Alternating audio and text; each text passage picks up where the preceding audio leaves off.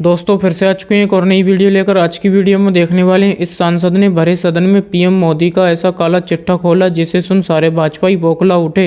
वहीं पर इस सांसद ने पाकिस्तान को लेकर कही बहुत बड़ी बात। चलिए देखते हैं वीडियो। इस सांसद ने वहीं पर यह भी कहा कि बीजेपी चुनाव के टाइम पर हिंदू मुसलमान करती है। चलिए देखते हैं video. Original video link description में। चलिए वीडियो शुरू करते हैं। बोलना है, टोका टोकी मत करिए या मुंह खोलने से पहले धारा 144 किनको दबा रहे हैं? कौन लोग पिट रहे हैं? आपको अच्छा लगता है? महात्मा गांधी के 150 साल मना रहे हैं। महात्मा गांधी के चश्मे और नाम विज्ञापन से नहीं होगा, उनकी सोच को अपनाइए। पाकिस्तान तो ऐसे घूमता है चुनाव में, सुबह से शाम पाकिस्तान। जो तुम आपके खिलाफ, वो पाकिस्तान की आवाज बोलता है। जो आपका विरोध करता है, पाकिस्तान को लाभ पहुंचाता है। नकली नोट कहां गया? पैसा वापिस आया? देश की अर्थव्यवस्था की रीढ़ की हड्डी पर आपने लाठी मारी। 1,46,000 करोड़ दे दो। लिया क्यों था रिजर्व बैंक से पैसा? आज जो विरोध की आवाज उठाए वो देश को तोड़ रहा है। तो जब आप वहां पर थे और प्रधानमंत्री स्वयं गुजरात के मुख्यमंत्री थे और मोर्चा निकालते थे केंद्र सरकार के खिलाफ, विरोध करते थे, तो राष्ट्रभक्ति थी। और आज अगर हम उठाते हैं आवाज को, वो देशद्रोह हो जाता है कि जो बीजेपी के खिलाफ बोले वो हिंदुस्तान के खिलाफ बोल रहा है। आप भारत बन गए तो हम कौन है? स्टैंड अप इंडिया, अरे पहले सोए हुए थे। खेलो इंडिया पहले खेलते नहीं थे, हम भी खेलते थे, आप भी खेलते होंगे। आज कौन सा खेल खेल रहे हो समझ नहीं आ रहा। तो मुझे यही कहना है, अभी नहीं हुआ पूरा, फिर आप वही कह रहे हैं नहीं हुआ। बोर्ड क्या कह रहा है? बोर्ड गलत कह रहा है। देश में हर चीज गलत हो रही है। गलत कह रहा है, इनको मालूम कि हर निर्णय और नीति का अनुमोदन हो, करतल ध्वनि से स्वागत किया जाए ताली बजाकर विपक्ष के द्वारा। यह प्रजातंत्र की नहीं कहता कि आप जो भी करें हम हां में हां मिलाएं, देश उसका अनुमोदन करे, और जो उस पर सवाल पैदा करे वो देशद्रोही बन जाए। आप अपनी पार्टी को, मैं सुन रहा था सत्ताधारी दल के लोगों को, आप जीत के आए हैं, हम आपको बधाई दे चुके उस चीज की, पर यह मत भूले कि 63% 62% हिंदुस्तान के लोगों ने खिलाफ भी वोट दिया है। आप अपने पार्टी को इक्वेट करते हैं कि जो बीजेपी के खिलाफ बोलेगा वो हिंदुस्तान के खिलाफ बोल रहा। आप भारत बन गए तो हम कौन है? आप कौन है? अरे प्लीज प्लीज, जो विरोध करते हैं उनको आरोपित मत करें, प्रताड़ित मत करें।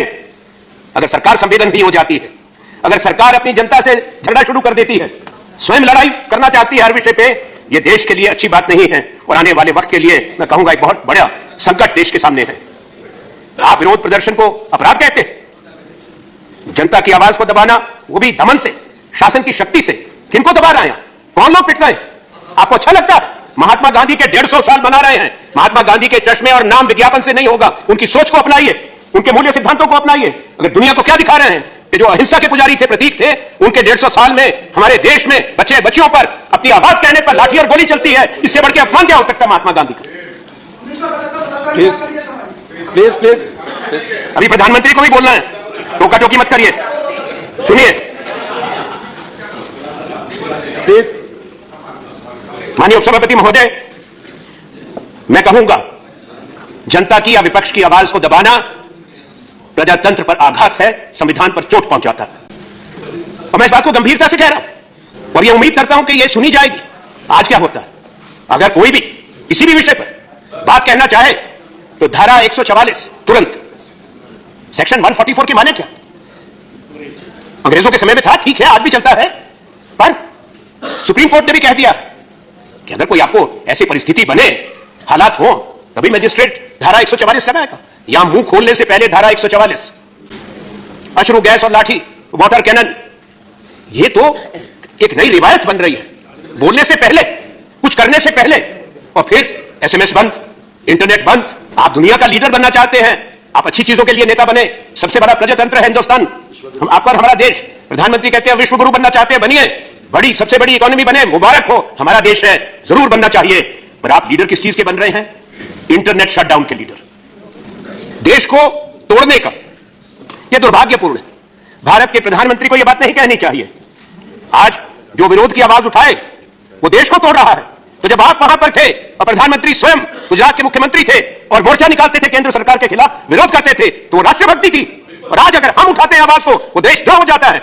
इससे बढ़ के गलत बात नहीं हो सकती। ये शब्द वापस लिया जाना चाहिए। मैं इसलिए कह रहा हूं कि इससे देश कमजोर होगा, देश की एकता कमजोर होगी और समाज की एकता कमजोर होगी। अगर आप दबाएंगे, कोशिश करते रहे, पर हिंदुस्तान के लोग जब खड़े होते हैं उनकी आवाज को ना अंग्रेज दबा पाए, और हम कहते हैं कोई नहीं दबा पाएगा, ना आप दबा पाएंगे। पाकिस्तान तो ऐसे घूमता है चुनाव में जैसे सुबह आप भजन कर रहे हैं, भगवान का स्मरण कर रहे हैं। सुबह से शाम पाकिस्तान, जो तुम आपके खिलाफ वो पाकिस्तान की आवाज बोलता है, जो आपका विरोध करता है पाकिस्तान को लाभ पहुंचाता है। तो मैं एक चीज से चिंतित हूं कि मानिए अगर कभी मान लीजिए कि अगर पाकिस्तान ही नहीं हो तो फिर क्या करोगे? फिर किससे झगड़ा शुरू करोगे? फिर क्या होगा? क्या आपका प्रोजेक्ट खराब हो जाएगा? चीन की तो बात कहां करेंगे? किसी अभिभाषण में कह दिया पड़ोसियों से रिश्ता बड़ा अच्छा है। पड़ोसियों से रिश्ता? बांग्लादेश क्या बोल रहा है, नेपाल क्या बोल रहा है? मैं माफी चाहता हूं, हम नहीं चाहते ऐसी बातें हो। अफगानिस्तान तक चिंता करता है क्योंकि आप उन सबको बदनाम करते हो, आप सबको कहते हो कि ज्यादती करते हो, वरना अफगानिस्तान के बारे में नहीं बोलना चाहिए। आप कहते हैं कि पुराने इंडिया के अंधकार को दूर कर देंगे। ये नया भारत क्या है? कोई नया देश बनाने जा रहा है? जो भारत, असली भारत जो विरासत में मिला माननीय प्रधानमंत्री जी को, आपकी सरकार को, उस भारत में क्या कमी थी? उसी भारत में तो आपने शपथ दी थी भारत के प्रधानमंत्री की, आज उसको आपको शर्मिंदगी नजर आती है उस भारत पर। वो भारत जिसके आप प्रधानमंत्री 2014 में बने थे, वो एक परमाणु शक्ति था, 1974 में बन गया था जब इंदिरा गांधी प्रधानमंत्री थी। वो भारत अंतरिक्ष में चला गया था 1975 में जब आर्यभट्ट गया था, वही मनमोहन सिंह जी की सरकार ने, पर भारत ने 2008 में हम चंद्रमा पर पहुंच गए थे, चंद्रयान पहुंच गया था। 2013 में हमने मंगलयान को रवाना कर दिया था। देश में सरकार बदलती रहती है, देश तो वही रहता है, निरंतरता रहती है।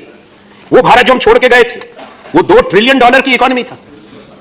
वही भारत जिसको न्यू इंडिया आपको बनाना है। मानिए मैंने कई चीजों का उल्लेख कर दिया, सारा नहीं कहूंगा। तो पहला IIT उस भारत में 1951 में खड़गपुर में बना था। प्रधानमंत्री जी के अहमदाबाद में IIM अहमदाबाद 1961 में बन गया था। NID 1961 में बन गया था। सरदार सरोवर डैम नर्मदा पर सरदार पटेल की मूर्ति लगाया। पटेल तो भारतीय राष्ट्रीय कांग्रेस के अध्यक्ष थे, और पटेल ने जो और किया चर्चा में मत लाओ। 4 फरवरी 1948 का पटेल का ऑर्डर यहां लाओ और प्रतिमा के नीचे कंस की प्रतिमा लगाओ।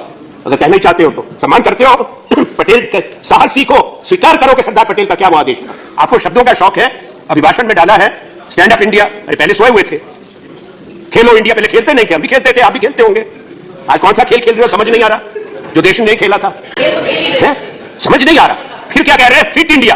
अरे भाई मुबारक हो फिट इंडिया, बच्चे भूखे मर रहे हैं। ग्लोबल हंगर इंडेक्स में तुम्हारा 102वां स्थान है 117 देशों में। फिट इंडिया, अरे भूखे पेटों को फिट बनाओगे, रोटी खिलाओगे लोगों को, फिट इंडिया हो गया। कारोबार टूट रहा है, हिंदुस्तान की मजबूत अर्थव्यवस्था को चौपट किया है, अर्थतंत्र चरमरा गया है। बेरोजगारी मानिए 45 साल की सबसे ऊपर, 45 साल की नॉमिनल GDP 4.5%, वो 45 साल का 45 ईयर्स का सबसे नीचे। रोजगार पैदा नहीं हो रहे, रोजगार टूटे हैं, करोड़ों में रोजगार आपने तोड़े हैं, देश के कारखाने बंद हो रहे हैं, बाजार टूट रहा है, रुपया टूट रहा है। और इसके 2 मुख्य कारण हैं, मेरे से पहले लोग इसको कह चुके हैं। क्या कारण है?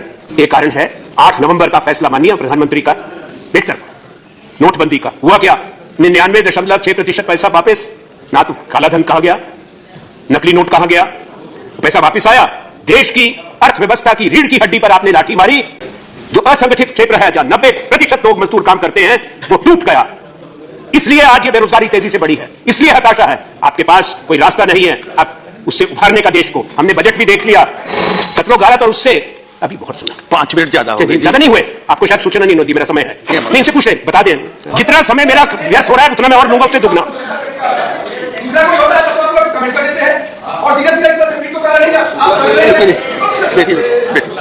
देखिए चलिए बोलिए, पूरा करना है आपको। ये तो मुझे ना बताएं कि कितना सेंटेंस नहीं बोल रहा हूँ, पैराग्राफ।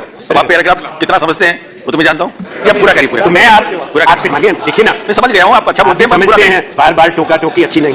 अरे हम तो आनंदित हैं। आनंदित और होंगे अभी, पर लोगों का सिर ऐसे घूम रहा था। नहीं महाराज, अभी सभापति महोदय आपको बढ़ा दिया ना, 30 मिनट हो गए। अभी नहीं, अभी बोल रहा हूँ 30 मिनट हो गए, बोल रहा हूँ। पार्टी के टाइम से भी 7 मिनट। मुझे यही कहना है, अभी नहीं हुआ पूरा, फिर आप कोई कह रहे हैं नहीं हुआ। बोर्ड क्या कह रहा है? बोर्ड गलत कह रहा है, देश में हर चीज गलत हो रही है।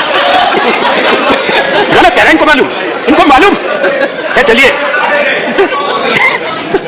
देखिए, ये मशीन को इधर उधर कर दे तो देश को घुमा दिया इन्होंने, तो बोर्ड को छोड़ दीजिए। ये आरोप सही नहीं है जी आनंद जी। मुझे आपको एक चीज कहनी है कि ये सरकार असली मुद्दों से भाग रही है, हिम्मत नहीं है चर्चा करने की, क्योंकि माननीय प्रधानमंत्री जी और बीजेपी सत्ताधारी दल है। आपका 2014 का मैनिफेस्टो देख लें, 2019 का, आपने सब्ज बाग तो दिखाए, वायदे तो किए, पर वायदा खिलाफी की है, और वायदा खिलाफी की जवाबदेही से आप भाग रहे हैं। तो मैं एक चीज कहूंगा सरकार को, जो मैं कह रहा था, एक सलाह देना चाहता हूं। जनता से लड़ना बंद कर दो, अपने बच्चों से लड़ना बंद कर दो। भारत के भाईचारा अगर पैदा करना चाहते हो, मैं तो निवेदन कर सकता हूं, आग्रह, प्रभु सद्बुद्धि दे, सच बोलना सीखो। गांधी के 150 साल है, सच बोलना सीखो। चलिए वीडियो यहीं पर ख़त्म करते हैं। अगर आप भी ऐसी वीडियो देखना पसंद करते हैं तो हमारे चैनल को जरूर सब्सक्राइब करें, वीडियो लाइक करें, वीडियो को ज़्यादा से ज़्यादा शेयर करें। थैंक्स फॉर वॉचिंग और अपनी राय कमेंट में ज़रूर दें।